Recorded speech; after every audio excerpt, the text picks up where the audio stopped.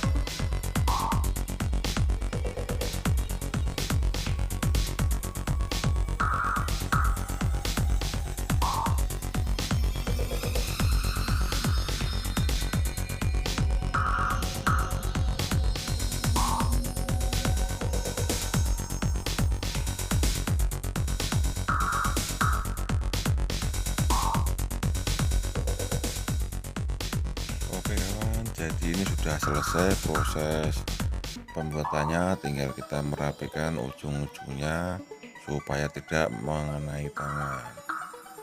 Semoga video ini bermanfaat. Terima kasih. Wassalamualaikum warahmatullahi wabarakatuh.